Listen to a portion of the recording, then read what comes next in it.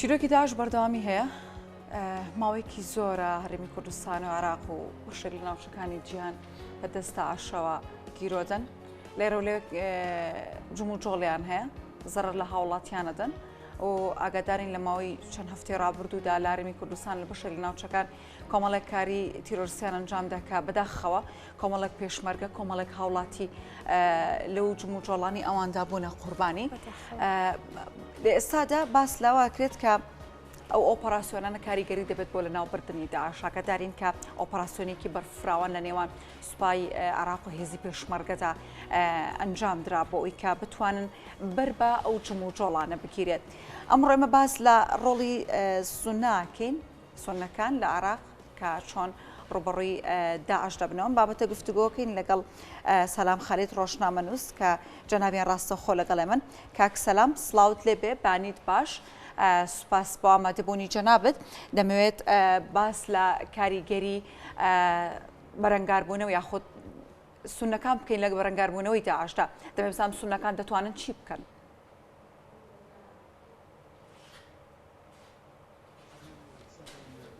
سپاس و سڵاو لێ و سپاس بۆ کورسان نیوز و بۆ ئەم چاوپێکەوتناکە ئەم هەوڵیاندا بەمە کە سەبارەتی باشی لایەنی سونی کە لەلایەن سونەکان پشتیوان بە عێراقیەکانی تر بەشداری دەکا زڵی تیرۆریستان و دەیەوێت کۆتای بێتی تۆتۆریستانە بۆکەوە بتوان لە کاتێکدا کە ئێستا باز لە کشانەوەی هێزەکانی ئەمریکا دەکات و گۆڕانکاری بەسەر کارەکانیان دێ لێرە لە شەڕکردنەوە بۆ ڕاوێژکاری و ڕاهێنان بۆ ئەوەی کە بتوان هەبەشداری بکەن لەو ناوچە دوورەکان لە ناوچە دەستەکان ئەو شوێنانەی کە چۆڵەوە ئەوەی کە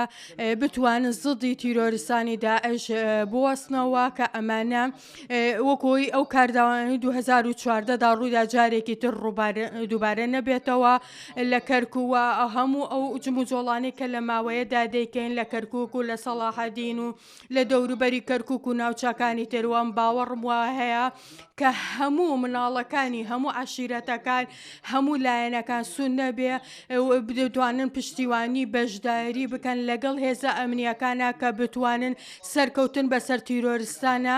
تۆمار بکەن لەو ناوچانەدا کۆتاییان پێگەنەوە بتوانن لەو ڕێگایە کۆنتترۆڵی جارێکی تری ناوچەکانیان بکەنەوە ئەمەش بە هاوپەیمانی دەبێت لە نێوان هێزەکانی پێشمەرگە و هێزە ئەمنیەکانی عێراقدا. سەلامەک و دیارە کاتیمانەوەی داعش لە ناوچە سونەکان بە تایبەتر وەکو مسڵ و ناوچە ناوچەیەکی دیکە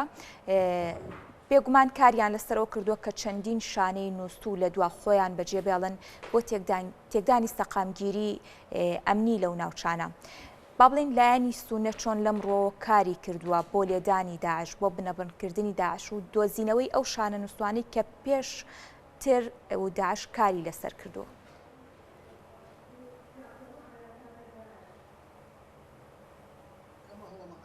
وەکو پێشووتریش زاندراوە وەکو ئێسایە وەکو داعش هەمیشە هەوڵ دەدا کە نەساقامگیری بڵاو کاتەوە کە ئەمنیەت نەهێڵێت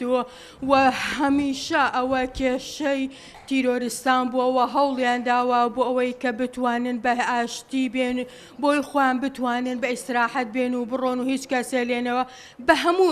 تیرۆریستان بە هەموو جۆرەکانیانەوە بە هەموو ڕەنگەکانیانەوە ئەمە کێشەی هەمویان سوود لە هەموو کێشەیەکی سیاسی دەبینێ سوود لە هەموو ناکۆکێک لە نێوان هەموو لایەنەکاندا دەبینە ئەمانە بە هەلێک دادانێن بۆی کە بتوانن خۆیان جارێکی تر ڕێ بخەنەوە وەکردەوەی تیرۆریستی بکەن وەکو پێشووتریش وتومە ئەوان کەوتونەتە ئەو ناوچانەوە ئەو ناوچە بیابانانە کە دوورن کە کەسی لێنیە کە دوورە دەستن و دەتوان هێزە ئەمنیەکان لەوێدا کەمن بۆیە ئەم ئۆپراسیۆنانە کە کرامەوە بۆ تێکدانی ئەو پلانانەی تیرۆریستانە بۆی کە بتوانن ئەو ناوچانە جارێکتر کۆنتترۆل بکرێنەوە بتوانن بەرەو پێشەوە بڕۆن ئەوە لە ئێستادا ئۆپراسیۆنەکە بەردەوامە و لەوێداوە ئەوەی کە حکوومەتی عێراقی ڕایگەانوە سەرڕاوەی کە حکوومەتی عێراقی پێشووتریش ڕایگەیان بەسەر تیرۆریستاندا سەرکەوتوو بووە بەڵام لێرە و لەوێدا چەند گروپێکی بچکۆلە دەبینی کە بە پاژماوەی داعش ژمار دەکرێت بۆیە ئەم ئۆپراسیۆنانە ئەم پلانانەی کە لێسەردادانرا بۆ ئەوەی کە بتوانێت ئەوانش لە ناو ببرێتەوە بۆی عێراقیەکان جارێکی تر بتوانن کۆنتترۆڵی خاکەکەی خۆیان بکەنەوە لە سەلاحەدین لە ئەنبار لە دیالە لە کەرکک لە هەموو ناوچەکانی تر بە پێجیازی کە ئەمە دەتوانن بڵێم ئینزارێکە ئاگادارکردنەوەیەکی کۆتاییە بۆ تیرۆریستانی داعش کە دەتوانن ناوچەکانی خۆیان ڕۆڵە دەکە بەپێ ئەو هاوکاری و هاوبەشی هەیە لە نێوان حکوومەتی کوردستان و حکوومەتی عێراقیدا هەیە ئەمە پەیامێکی باشە بۆ ئەوان کە هەوڵەکانی خۆیان چڕ کردوێتەوە دەوێت هەروها سەرڕای ئەوانە لە چەند ناوچەیەکی تریش ئۆپراسیۆنەکان دەستی پێ کردووە بێجگە لە ناوچە بیانەکە ئەمانە کە دەکرێت بوو بێتنە سەرچاوی دوودڵی بۆ دانیشتوانی ئەو ناوچەیە و بۆ عێراق بەڵام دەتوانرێت بەم شێوەیە کۆنتترۆل بکرێتەوە. باشە کاک سەلام پێشبینیەکی جارێکی دیکە شوێن پێی داعش لە ناوچە سونیەکان بکرێتەوە؟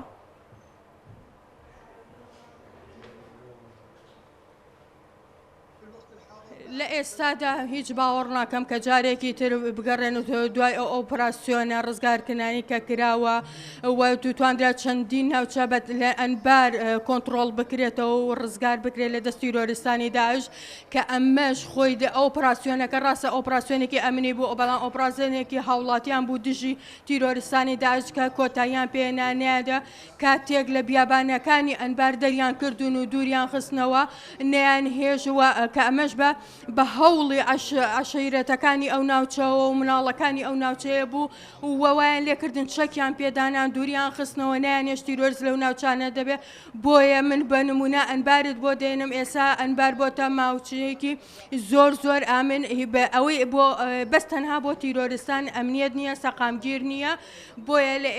لە ئێستادا حکوومەتیش و ئەنجومەنی نوێنەرانیش ڕێگا بەو کارانە نادەنوە و دوای هەڵبژاردنەکان دوای ئەو ئەنجامی هەڵبژاردنەوە هەموو ئەو پێشەکە نەخۆشانێک کە ڕووداوە و فەوزایی کەندرایەوە بەڵام پیلانەکان بەرامبەر تیرۆریستان بەردەوامە و ئەمانە لێرە و لەوێدا دەبینی کە سارێ دەتەقێنرێتەوە پاسکیلێک دەتەقێنرێتەوە بەڵام ئەمانە مانای ئەوە نیە کە تیرۆریستانی داعش دەتوانن بگەڕێنەوە هەمووان هەوڵ دەدەن کە تیرۆریستان دوورخەنەوە لە هاوڵاتیانی عێراقی لە خاکی عێراقی و ئەمانە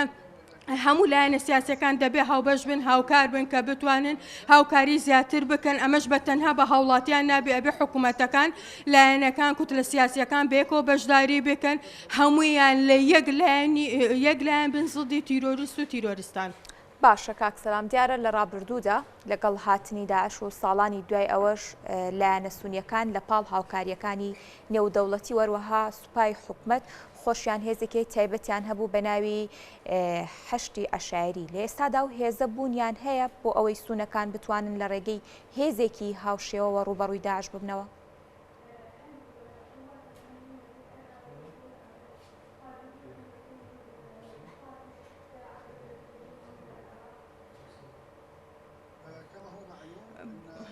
بەڵێ لە ئێستادا لە دوای ساڵی 2014ەوە کە تیرۆریستانی داعش هاتنەوە چەندین هێزی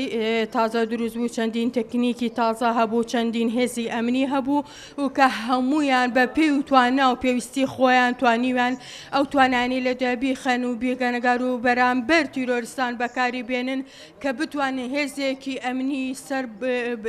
یەکگرتوو بن لێنەکە کە دژی تیرۆریستان ئۆپراسیۆنەکانیان بەردەوام بوو هەر ئەمە ژوایکە کە ناوچەکە ئەو ناوچانە ڕزگارە دەکە ئەمە ژوای کرد تیرۆریستانی داعش هێز و توانایەکی بەو شێوەیان نەمێنێ لە عێراقدا بۆیە حکوومەتی عێراقی پێویستە لەگەڵ ئەو هێزە ئەمنیانەدا بەشداری بکە هاوکاریان بکەن کە بتوانێت ژیانی زیاتری هاوڵاتیان بەرزە من باوەڕم وایە هەیە کە هەرچی قەیرانێکی سیاسی لە عێراقدا ڕوو بدات ئەوە داعش بۆ لایەنی خۆی قۆزێتەوە بۆیە دەبێت لە دوای ئەوەی کە لە ساڵی 2014 ڕوویدا و لە ساڵی 2010دا ڕزگارکردنی عێراق ڕاگەیەندرا لە تیرۆریستان دەبێت ئەوە ببێتە ئەزمونێک و بتوان هەمووان سوودی لەوەر بگرێت.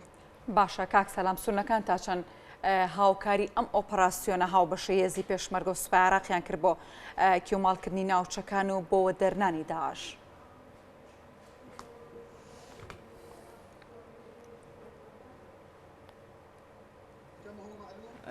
بەڵێ ئەوەی کە لە هەمویان زانیاریەدا و ژمارەی سونەکان و ژمارەی کوردەکان ژمارەیان کەمترە لەگەڵ ئەو ژمارەی دانیشتوانی عێراقدا کە دوودا دەتوانم هەر بڵم سونەش و کوردیژە لە هەر دانیشتوانە ڕەسەنەکانی عێراقن بۆیە کورد و سونە دەبێ بە هەبە بەردەوامی هاوبەشیشیان کردووە سەر ڕایکەمیان لەگەڵ هێزی پێشمەرگە لەگەڵ هێزە عێراقیەکاندا لە ئۆپراسیۆنەکە دژی تیرۆریستانی داعش لە هەر شوێنێک بوو بێت لە بەهەج بیانێ و لە بەهەج پلانێکەوە بوو بێت و بەردەوام بوون لەسەر کارەکانیان بە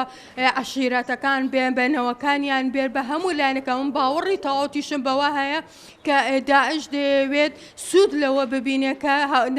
ناوبژی بخاتە کە ناوێت بە هیچ شێوەیە سەقامگیری هەبێت لە نێوان لایەنە کوردیەکان و سونەکان و شیعەکانە بۆیە لە ئێستادا دەبێت هەمومان بەیەکەوە یەک بیرۆکەمان هەیە بۆیە ناتوانین کۆتایی بە تیرۆریستان بێنین ئەگەر هەمومان یەک لا نەگرین و بیلەوە نەکەین و هەمومان یەک مستەقبەل چاوەڕێمانەکە یەک بەرژەوەندیمان هەیە بەیەکەوە دەبێت ئەو پلانانی هەیە درێژەی پێ بدرێ و بەوەکو یەک دەنگی یەکگرتوو. بەڵێ زۆر سپاس بۆ سەلام خالیت ڕۆژنامەنووس کە لە فەلوجەوە لەگەڵمان بوو. سپاس بۆ زانیاریەکانت.